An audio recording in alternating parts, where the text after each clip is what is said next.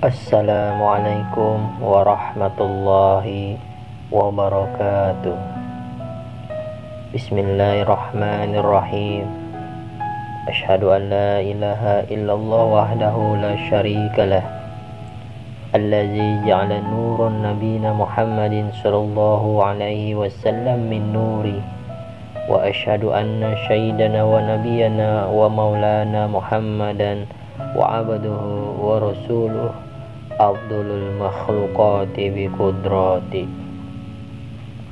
Allahumma sholli wa sallim ala sayyidina Muhammadin bi risalati wa ala alihi tahirati wa ala ashabil mutta'abati wa li jami'il mu'minina wal mu'minat wal muslimina wal muslimat bi sunnati.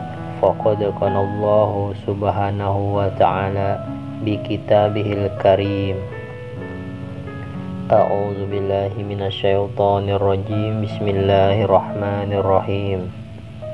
Laqad kana lakum fi rasulillahi uswatun hasanah liman kana yarjullah wal yawmal akhirah wa dzakarallaha katsiran. Wa qala an-nabi sallallahu alaihi wasallam, man ahya sunnati faqad ahabbani wa man ahabbani kana ma'i fil jannah. Shadaqallahul azim wa sadaqa rasuluhun nabiyul karim wa nahnu ala dzalika minasyahidin wasyakirin walhamdulillahi rabbil alamin. Syukur alhamdulillah, kembali sama-sama kita panjatkan kehadirat Allah subhanahu wa ta'ala. Salawat serta salam atas baginda Rasulullah Muhammad sallallahu alaihi wasallam, ibni Sayyidina Abdillah, serta keluarga, para sahabat, juga pengikut hingga yaumil qiyamah. Saudara-saudariku yang dimuliakan Allah subhanahu wa ta'ala, semoga kita semua selalu dalam lindungan Allah, dijauhkan dari segala malapetaka, bala bencana dan musibah, diberikan rezeki yang berkah, barokah, berlimpah, bisa pergi berhaji ke Mekah dan Madinah, sisanya untuk beli sawah dan rumah, dan menjadi keluarga yang sakinah, mawaddah, warahmah. Amin amin ya rabbal alamin. Saudara-saudariku yang dimuliakan Allah subhanahu wa ta'ala, tidak sedikit orang yang bertanya, seperti apakah sholat daim itu? Saudara-saudariku penyimak setia channel Aimar Musa yang dimuliakan Allah subhanahu wa ta'ala, sholat daim ialah sholat yang terus menerus, tiada putus-putusnya. Lalu bagaimana caranya sholat yang tiada putus-putusnya tersebut? Bukankah kita sebagai manusia juga harus selalu beraktivitas dalam menjalani kehidupan sehari-harinya? Sejujurnya, pembahasan mengenai sholat daim ini termasuk ke dalam kategori amaliyah rahasia bagi mereka yang telah dibukakan kesadarannya. Sebab hanya bagi mereka saja yang telah diberi anugerah langsung dari Allah yang dapat memahami arti daripada maksud yang sesungguhnya dari sholat daim ini. Allah subhanahu wa ta'ala berfirman, jika kamu takut ada bahaya, sholatlah sambil berjalan atau berkendaraan. Kemudian apabila telah aman, maka ingatlah Allah. sholatlah sebagaimana Dia telah mengajarkan kepadamu apa yang tidak kamu ketahui.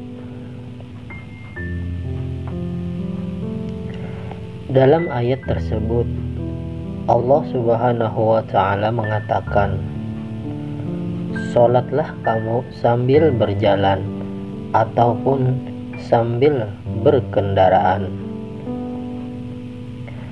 Dalam ilmu syariatullah, makna daripada ayat-ayat tersebut sudah seringkali kita dengar, seperti sholat di dalam pesawat, di dalam bus, dan lain-lain.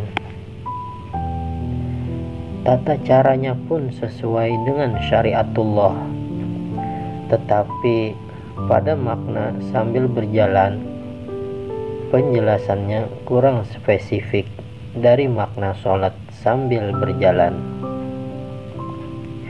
Seperti di dalam pesawat atau bus, posisi kita tetap dalam keadaan duduk yang khusyuk.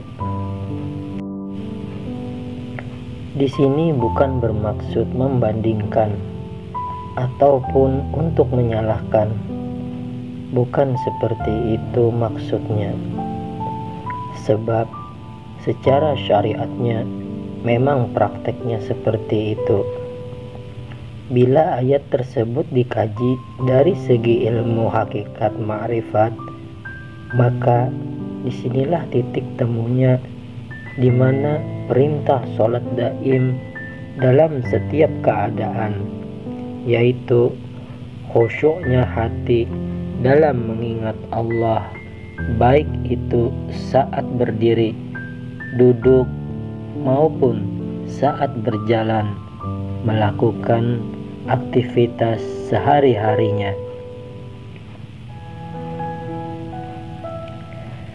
Sebab makna sholat yang sesungguhnya ialah hati kita selalu berkekalan untuk mengingat Allah Subhanahu wa Ta'ala, apapun keadaan kita saat itu. Tetapi bukan berarti perintah kewajiban sholat 5 waktu itu ditinggalkan. Bukan seperti itu. Ini tersesat paham. Adanya sholat daim adalah buah daripada ibadah fardu yang telah disyariatkan dan harus benar-benar dipahami bahwa tujuan kita mempelajari ilmu ma'rifatullah bukan untuk membunuh syariat, tetapi untuk menyempurnakan syariat itu sendiri, agar senantiasa antara jasad dan rohani diri kita itu sinkron.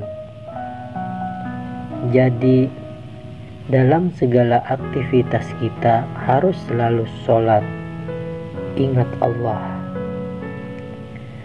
Di ayat berikutnya Allah Subhanahu wa Ta'ala berfirman, bacalah kitab Al-Quran yang telah diwahyukan kepadamu Muhammad, dan laksanakan sholat. Sesungguhnya sholat itu mencegah dari perbuatan keji dan mungkar. Dan ketahuilah bahwa mengingat Allah, sholat itu lebih besar keutamaannya daripada ibadah yang lain. Allah mengetahui apa yang kamu kerjakan. Saudara-saudariku yang dimuliakan Allah Subhanahu wa Ta'ala, jadi pada intinya, inti atau tujuan sholat itu adalah zikrullah, yaitu mengingat Allah atau sadar Allah. Orang yang rajin sholat 5 waktunya, jika tiada sadar kepada Allah atau tiada sadar mengingat Allah di dalam sholatnya, bagaimana ia mungkin dapat mencegah perbuatan keji dan mungkar. Anda bisa lihat sendiri keadaan di sekitar kita. Tetapi jika kesadarannya telah tersambung kepada Allah, barulah ia akan dapat mencegah dari perbuatan keji dan mungkar. Karena telah benar-benar merasakan kehadiran Allah pada setiap gerak dan diamnya. Dan di ayat tersebut juga dijelaskan, sebaik-baiknya ibadah ialah zikrullah atau ingat kepada Allah. Dengan kata lain, sadar akan keberadaan Allah dalam segala sesuatu. Jadi, sholat itu adalah sarana atau ritual untuk berzikir kepada Allah.